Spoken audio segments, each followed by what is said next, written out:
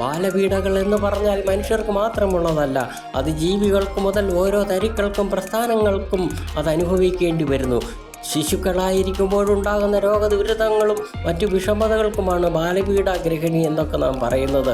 ആ ഒരു കാലഘട്ടം ഏതൊന്നിനും നിർണായകമാണ്. ആ അവസ്ഥ കടന്നു കഴിഞ്ഞാൽ പിന്നെ അത് അങ്ങനെ അങ്ങ് വളർന്നുകൊള്ളും. അതുവരെ നാം അനുഭവിക്കേണ്ടതായ ചില ദുർഘടങ്ങളെല്ലാം അനുഭവിച്ച് ജീവൻ മരണ പോരാട്ടമായി പോലും അത് മാറാറുണ്ട്. അപ്പോൾ ആരുടെയെങ്കിലുമൊക്കെ കരങ്ങൾ നമുക്ക് താങ്ങും തണലും തലോടലുമായി ഉണ്ടാകും. അത് ദൈവത്തിൻ്റെ കനിവുകൊണ്ട് കിട്ടുന്ന ചില സംരക്ഷണങ്ങളാണ്. ഏതൊന്നിൻ്റെയും ജീവിതത്തിൻ്റെ തുടക്കം ഇങ്ങനെയൊക്കെ തന്നെയാകും. ഇക്കാലം കഴിഞ്ഞു നാം രക്ഷപ്പെടുകയാണെങ്കിൽ പിന്നീട് അനുഭവങ്ങൾ ജീവിതത്തിന് മുതൽക്കൂട്ടാകുകയും മുന്നോട്ടുള്ള പ്രയാണത്തിന് കരുത്തും ശക്തിയും വർദ്ധിപ്പിക്കുകയും ചെയ്യുന്നു. അല്പം കഷ്ടതകൾ നാം അനുഭവിക്കേണ്ടി വരുമ്പോൾ ഒരു നന്മയുടെ ഉദയത്തിനും കൂടി അത് കാരണമാകുന്നു എന്ന് നാം മനസ്സിലാക്കി സമാധാനത്തോടെ മുന്നോട്ടേക്ക് പോവുക. വളർന്ന് വീഴരുത്.